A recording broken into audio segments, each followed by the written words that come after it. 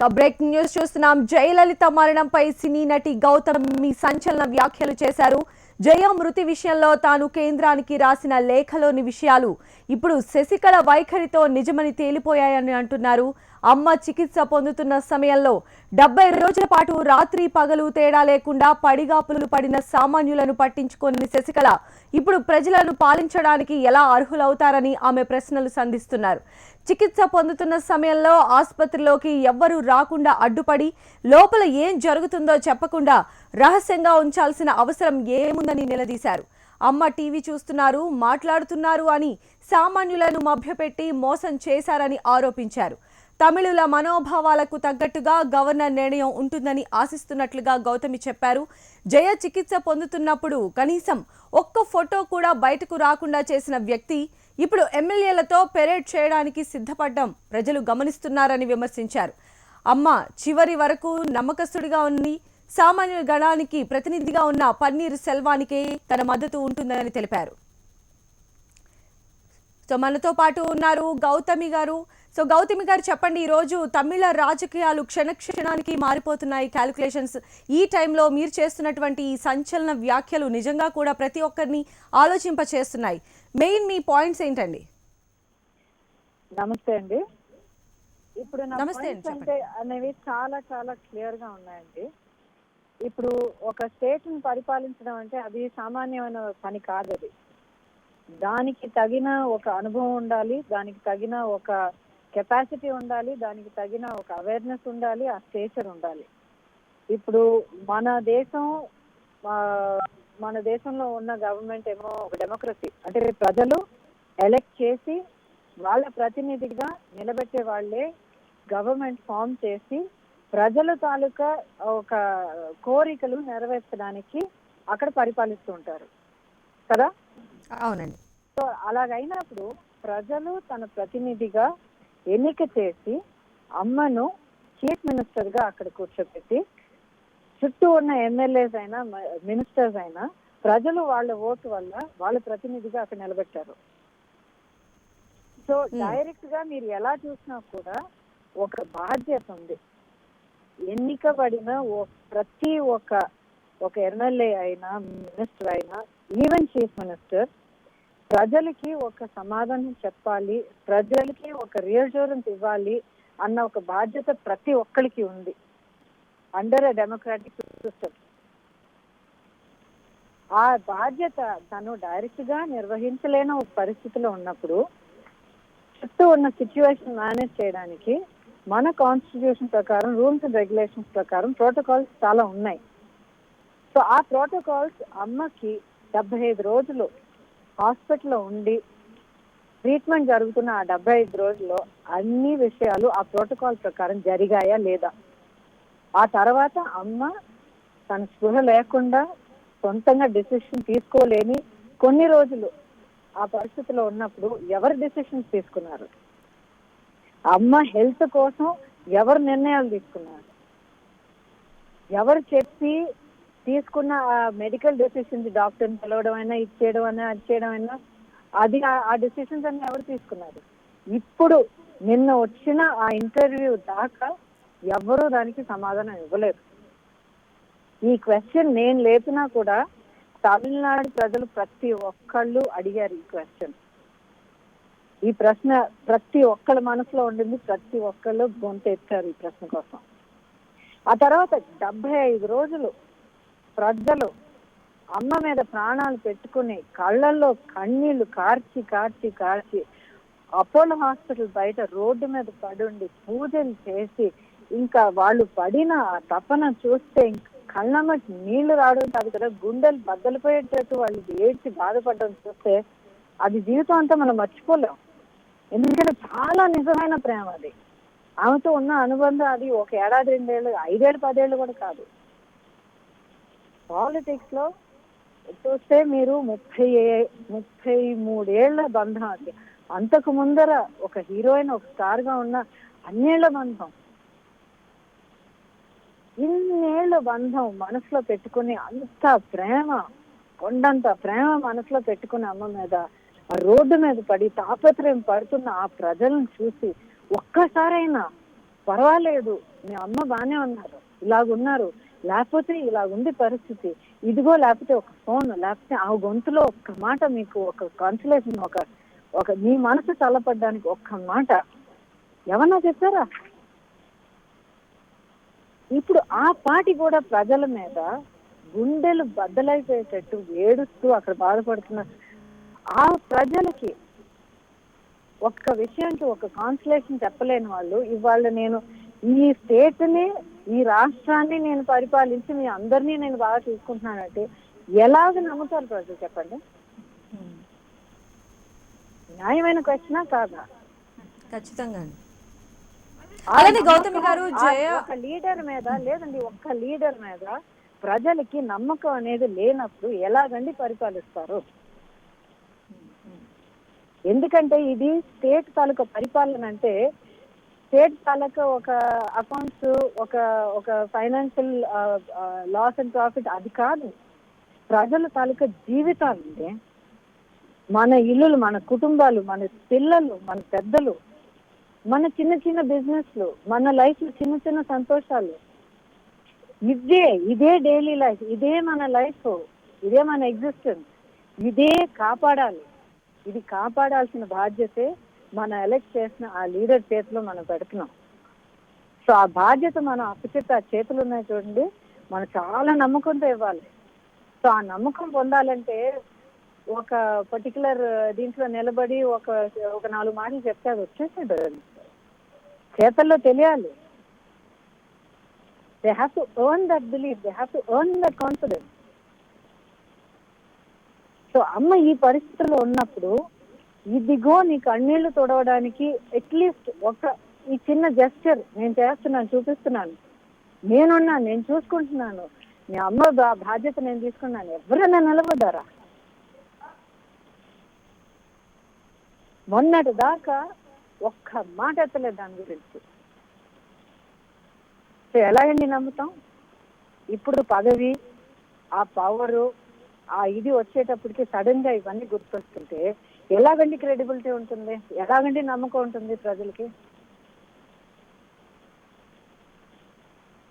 అలానే గౌతమి గారు, ఇక్కడ మనం చూసినట్లయితే జయ మరణానంతరం ఫస్ట్ వచ్చిన బోల్డ్ పర్సన్ మీరు. అంటే ఆమె మరణం పైన చాలా అనుమానాలు ఉన్నాయి అని చెప్పి మీరు లేఖలు కూడా సంధించడం జరిగింది కేంద్రానికి సంబంధించి, ఇన్వెస్టిగేషన్ చేయాలి అని చెప్పి. అయితే దీనికి సంబంధించి డాక్టర్ల బృందం అంటే ఈ పరిణామాలు, పన్నీర్ సెల్వం కావచ్చు, శశికళ కావచ్చు, వాళ్ళ బల నిరూపణకు సంబంధించి జరుగుతున్న ఈ పరిణామాలకి కొద్ది రోజుల ముందుగానే వారు ఈ ట్రీట్మెంట్కి సంబంధించి అంతా కూడా ఎక్స్ప్లెయిన్ చేయడం జరిగింది. మరి దాంతో మీరు ఏకీభవిస్తున్నారా? సాటిస్ఫై అయ్యారా? ఎందుకంటే అందులో కూడా చాలా మిస్ మ్యాచ్ కనిపించాయి కూడా. చాలా మిస్ మ్యాచ్ దాంట్లో కనిపించింది అన్నది మీరు మాట, కానీ మీ మాట మీరు మాత్రం అనే మాట కాదు ఇది. ప్రతి ఒక్కళ్ళు, అండ్ ఈ విషయంలో మాత్రం నేను చాలా సంతోషిస్తున్నానండి. జర్నలిస్ట్, టెలివిజన్ అయినా, ప్రెస్ అయినా, ఎవరైనా సరే, ఆన్లైన్ మీడియా అయినా, ఎవరైనా సరే, ప్రతి ఒక్కళ్ళు ఏకకంఠంతో ఇదే మాట అంటున్నారు. ఈ వీళ్ళు ఇచ్చిన ఈ క్లారిఫికేషన్స్ వల్ల ఆన్సర్లు ఇవ్వడం కన్నా ఇంకా కన్ఫ్యూజన్ ఎక్కువ క్రియేట్ చేశారు. ఆ తర్వాత ఎక్కడెక్కడ తప్పుకోవడానికి ట్రై చేస్తున్నారు చాలా క్లియర్ గా తెలుస్తోందండి అని ఒక్క ఏకకంఠంతో ఇంత బోల్డ్ గా అన్నారు చూడండి. నేను ఇంకా I'm so proud of all of you, I'm so proud of journalist for saying this today. Thank you so much అండి. ఒక జర్నలిస్ట్గా ఏంటంటే ప్రతిదీ కూడా ప్రజలకి నిజాయితీగా అందించడమే జర్నలిస్టుల యొక్క లక్ష్యం అండి. కానీ మీరు కూడా పోరాడుతున్నారు. అయితే మీరు ఒక సినీ నటిగా పోరాటం చేస్తున్నారండి. మరి మీకు మద్దతు లభిస్తుందనే అనుకుంటున్నారా ఈ విషయంలో, మీరు పోరాడుతున్న ఈ విషయంలో? సినీ నటిగా పోరాడట్లేదండి, నేను ఒక సిటిజన్ ఆఫ్ ఇండియా, అమ్మని అభిమానించే ఒక వ్యక్తిగా నేను పోరాడుతున్నాను. ఆ తర్వాత ఒక మనిషిగా పోరాడుతున్నాను, ఒక ఇండియన్ సిటిజన్ గా నేను పోరాడుతున్నాను. ఇది అమ్మ విషయంలో అమ్మకి న్యాయం జరగాలి. తన జీవితాన్నే ప్రజలకు అంకితం చేసిన ఒక లీడర్ కి తప్పకుండా న్యాయం జరగాలి. అదే టైంలో ఆవిడని నమ్మి జీవితాలే అంకితం చేయడానికి రెడీగా ఉన్న ఈ ప్రజలకి న్యాయం జరగాలి. అండ్ మోస్ట్ ఇంపార్టెంట్, ఈ డెమోక్రసీ నమ్మి ఉన్న మన ప్రతి ఒక్కళ్ళకి న్యాయం జరగాలి. ఎందుకంటే ఇవాళ డెమోక్రసీ అన్న ఒక విషయం ప్రజలకి ఒక నమ్మకం ఇచ్చే ఒక గవర్నమెంట్ స్ట్రక్చర్, అది ఒక పరిపాలన స్ట్రక్చర్. అది ఇది నా గవర్నమెంట్, ఇది నా దేశం, నా పరిపాలన. నాకు నమ్మకం ఉన్న వాళ్ళు నేను అక్కడ కూర్చోబెడుతున్నాను, నా మంచి కోసం వాళ్ళు పాటుపడతారన్న ఒక నమ్మకంతో మనం మొదలు పెట్టేది ఈ డెమోక్రసీ అన్నది. ఆ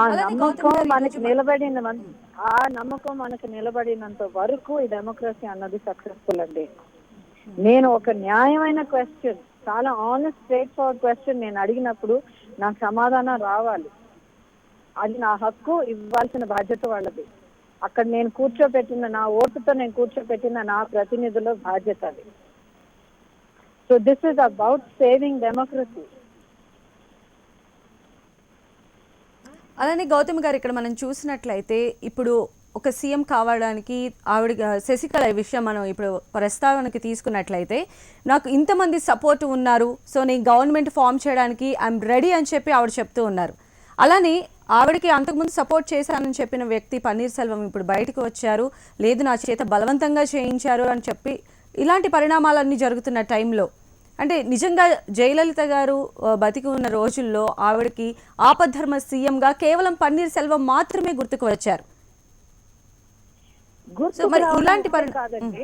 గుర్తుకు రావడం ఒకటే కాదు, ఆవిడ బహిరంగంగా ఒక పెద్ద గ్యాదరింగ్ లో నిలబడి పన్నీర్ సెల్వం గారిని చెయ్యెత్తి చూపించి, ఈయన మన పార్టీ తాలూకా లోయెస్ట్ లెవెల్ నుంచి మొదలుపెట్టి ఇన్నేళ్లగా కష్టపడి పార్టీ కోసం సేవ చేసి, ప్రజలతో వర్క్ చేసి, ప్రజల కోసం కష్టపడి, ప్రజల సేవ ఏంటని అర్థం చేసుకుని స్టెప్ బై స్టెప్ ఎదిగి ప్రతి ఒక్క స్టేజ్ లో ఆయన అనుభవించి తెలుసుకుని పైకి వచ్చారు ఆయన. He has earned the right to be at this level.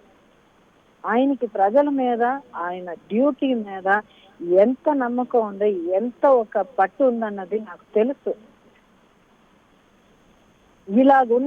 ఇలాగుండడానికి ఆశించాలి అని చెప్పి ఆవిడ బహిరంగంగా చెప్పారు. ఆ తర్వాత ఆవిడ ఉన్నప్పుడే, అమ్మ ఉన్నప్పుడే ఆ సీఎం పదవిలో అమ్మ ఓపీఎస్ గారిని, పన్నీర్ సెల్వం గారిని చూపించి కూర్చోపెట్టడం జరిగింది.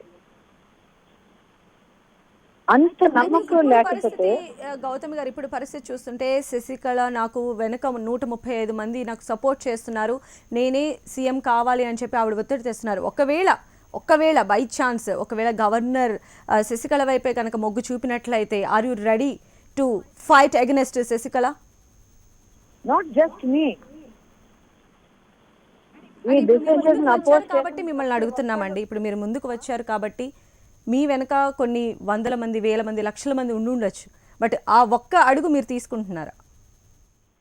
తప్పకుండా అండి, సందేహం ఏముంటుంది దాంట్లో? ఎందుకంటే నేను మళ్ళీ చెప్తున్నాను, దీంట్లో పర్సనల్ ఏముంటుందండి? ప్రజలకి లీడర్ కి ఒక రిలేషన్షిప్ ఒకటి ఉంటుంది, ఒక బంధం ఒకటి ఉంటుంది. అది ఉందా ఇక్కడ? నంబర్లు అంటున్నారు, ప్రజల జీవితాలు ఏంటి నంబర్లతో డిసైడ్ చేయాల్సిన విషయమా? మీ మంచి చెడు, మీ పిల్లల ఫ్యూచర్ లో, మీ డైలీ లైఫ్, మీ సంతోషాలు, మీ దుఃఖాలు ఎవరు నంబర్లు పెట్టుకున్నారని చెప్పి దాన్ని బట్టి డిసైడ్ చేయాలా? రూల్స్ అండ్ రెగ్యులేషన్స్ ఉన్నాయని చెప్పి అది ఒక అడ్వాంటేజ్ గా తీసుకుని ఇదే నాకు హక్కు అని చెప్పి ఒకళ్ళు అలాగా క్లెయిమ్ చేస్తే అది ఎలాంటి న్యాయం? అది ఎటువంటి న్యాయం? అది ఇస్ దట్ రైట్? అయితే ప్రెసెంట్ ఈ సిచ్యువేషన్ అనేది ప్రజల దగ్గరికి కూడా రాలేదండి, ఇంకా రాజ్యాంగపరమైన నిబంధనల దగ్గరే ఆగిపోయింది. కాబట్టి ఒకవేళ శశికళ వైపు కనుక వెళ్ళినట్లయితే టర్మ్స్ అన్ని కూడా లేదండి, వ్యూహాలు ఎలా మారే అవకాశం కనిపిస్తుంది? అదే మిమ్మల్ని ఇంటరప్ట్ చేసినందుకు సారీ, కానీ డిసిషన్ మేకింగ్ ప్రజల దాకా ఇప్పుడు దాకా రాలేదు, ఎందుకంటే అంతా ప్రొసీజర్ ప్రకారం జరుగుతుంది. కానీ ప్రజలు ఆల్రెడీ వాళ్ళ మనసులో ఉన్న మాట బాగా స్ట్రాంగ్ గా తెలియపరుస్తున్నారు. అవును. మీరు ఒపీనియన్ ఎక్కడికి పోల్స్‌లో వెళ్ళి కూడా మనం ఎక్కడ చూస్తూనే చూసినా ఉన్నాం. కూడా యెస్. ప్రజల తాలూకా ఒపీనియన్ చాలా క్లియర్ గా ఎటువంటి డౌట్ లేకుండా వాళ్ళు తెలియజేస్తున్నారు. యెస్. ఎంతైనా సరే ప్రజల తాలూకా విషయమే, ప్రజల తాలూకా hopes and dreams are the most important thing. They only important thing here.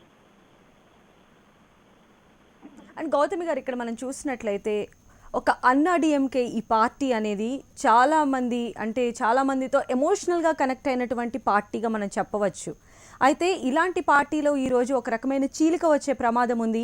దానివల్ల అన్నా డిఎంకే లాంటి పార్టీ మనుగడ కూడా ప్రశ్నార్థకమయ్యే అవకాశం ఉంది. సో మీరేమనుకుంటున్నారు ఈ విషయంలో? అంటే ఒక అమ్మ ఫాలోవర్ అని మీరు చెప్తున్నారు, మీరు ఓటేసి గెలిపించిన అమ్మ తరపున మీరు మాట్లాడుతున్నారు కాబట్టి మరి ఆ పార్టీ ఈరోజు విచ్ఛిన్నమైపోయే పరిస్థితి అంటే ఎవరు ఊహించని పరిణామాలు చోటు చేసుకుంటున్నాయి కాబట్టి ఇలా జరగడం, ఈ పరిస్థితి రావడం అనేది చాలా బాధాకరమైన విషయం అండి. చాలా బాధాకరమైన విషయం. కానీ మనం గుర్తుంచుకోవాల్సిన విషయం ఏంటంటే ఈ పార్టీ నిన్న మొన్న పుట్టింది కాదు. చాలా ఏళ్ళుగా స్థాపించబడి ప్రజలతోని కొన్ని తరాలతో ఎదిగి ఈ స్టేజ్కి వచ్చింది. అంత ఈజీగా బ్రేక్ చేయలేరు. కొంతమంది వాళ్ళ మనసాక్షికి వ్యతిరేకంగా కొన్ని డిసిషన్స్ తీసుకున్నా కూడా తప్పకుండా అమ్మ మీద, అంతకు ముందర ఉన్న గొప్ప లీడర్స్ మీద తప్పకుండా వాళ్ళు ఆ మనసాక్షి విని ఆ టైంకి సరిదిద్దుకుంటారన్న నమ్మకం మాత్రం నాకుంది. ఇంత గొప్ప ఇన్స్టిట్యూషన్, ఒక ఆర్గనైజేషన్ అంత ఈజీగా కొట్టిపారేలేదండి. మీరు అన్నట్టు ఇది ఒక ఇమోషనల్ బాండ్.